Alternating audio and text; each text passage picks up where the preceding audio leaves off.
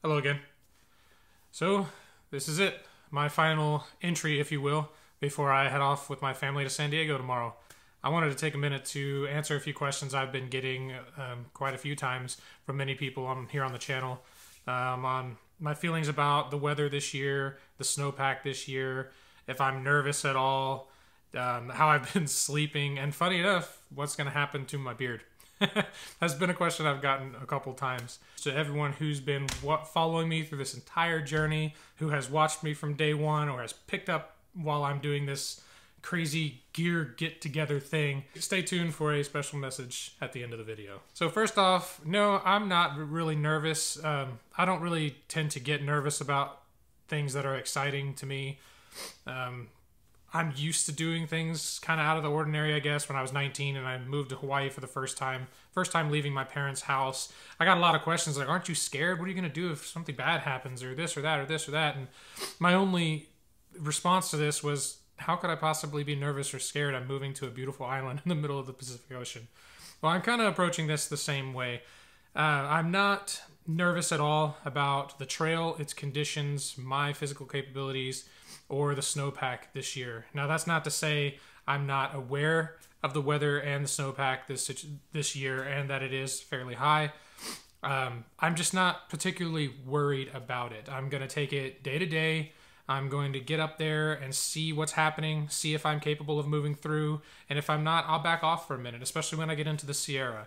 If I get up into the Sierra, which I will not do alone, I will definitely make sure there's someone as stubborn as me who's willing to go, and at least one person. And if I can find at least one person that's ready to go, I will continue on my no-bow trip, which I plan on doing either way. And I'll get up there and see for myself if it's something I'm capable of doing. And if I get sucked in, or if bad weather rolls in, or I just can't take what's already there, I'll back off a little bit. I'll take a side trail, I'll sit in the town and wait it out a little while, and then head up and try it again. So I'm really not worried about it. I'm not really afraid of it, and I will take it day to day, and obviously not do anything that's going to get myself seriously hurt or even killed on purpose. Personally, I'm going to prefer the heavier snowpack and large amount of snow fields to the absolutely raging river crossings that there are probably going to be in the Sierra when all that snowpack does finally melt. So later in the season, when those rivers become very, very difficult to cross or almost impassable, I know that if I walked up to one of those rivers, saw that it was moving crazy fast, went to sleep for a night, tried to wait it out, see if it slowed down in the morning, and it didn't, or it just was still too hard for me to pass, I know that I would turn around. Where with the snow fields, I am more than happy to just take it slow, take it step by step, move from town to town, make it through that high Sierra snowpack, and continue on my planned and very much wanted no-bow trek of the PCT this year. So as far as the weather and the snowpack, that's really where I stand on that. As far as the early start date, I'm actually pretty happy with it. When I first got that, it was an accident. By the time I got in, I was 4,000th in line on permit day. By the time I got in to line, I was 4,000th in line. So that it was either March 11th or May 11th, and I knew for sure I did not want to start in May in that heat. So I went for March, and now I'm actually really happy I did, especially after talking to a lot of the Southern California locals who say the weather is pretty nice when it comes to March. It's the end of the rainy season, should have decent water supply or water sources. They should be fairly reliable, and there should be a decent amount of them in most places.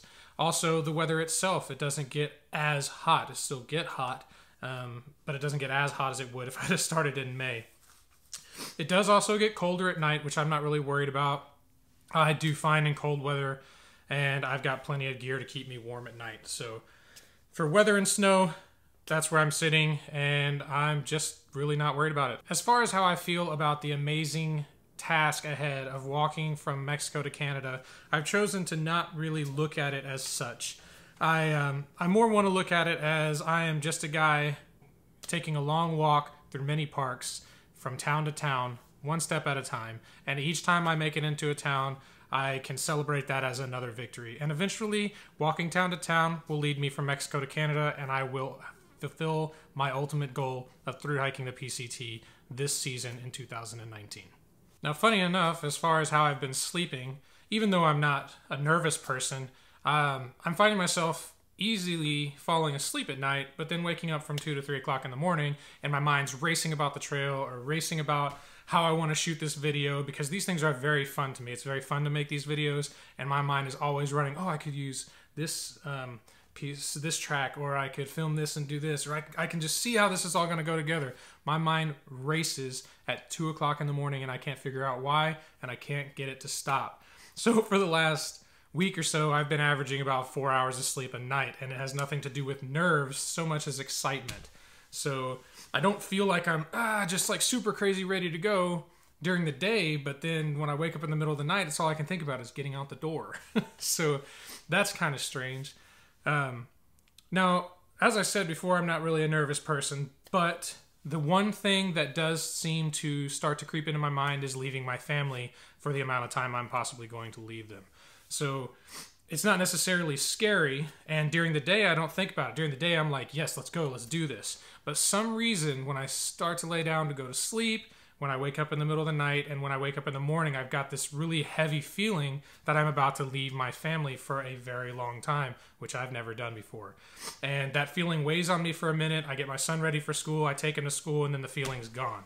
It doesn't mean I am no longer worried about leaving my family, just that weird weight that sets in overnight just seems to disappear during the day.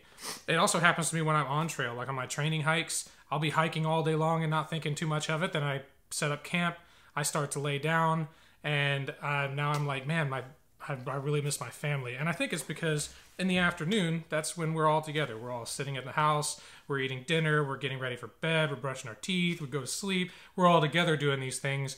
And when I'm at camp and laying down to go to sleep, it's just me. In my training hikes, it's always just been me. So it's a little odd.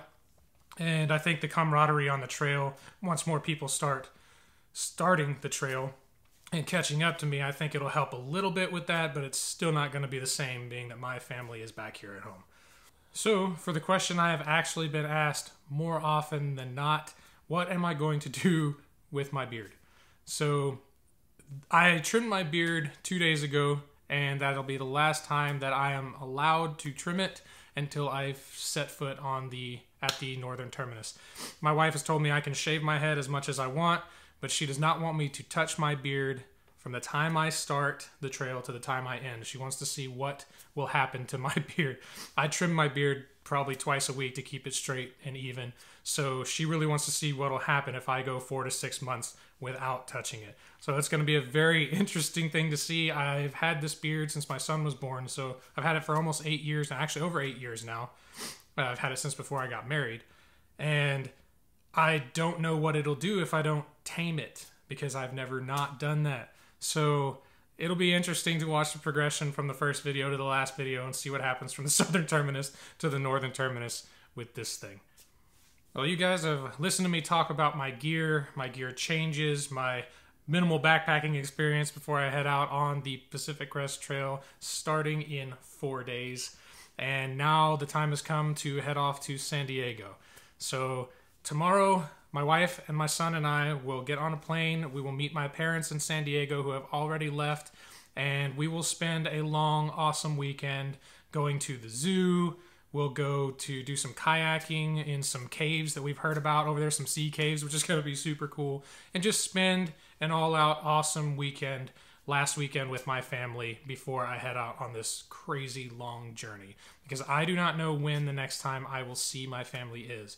I know that they're going to come pick me up in Manning Park when I finish, but from now to then, I'm really not sure where or if they're going to be able to come see me. So we're going to go out with a bang, spend an awesome weekend in San Diego, and then on Monday, they're going to drive me to the terminus and see me off on this absolutely incredible journey. So everything I've said in all of my videos have all led up to this point right now, and I've just got one thing left to say before I head off for San Diego.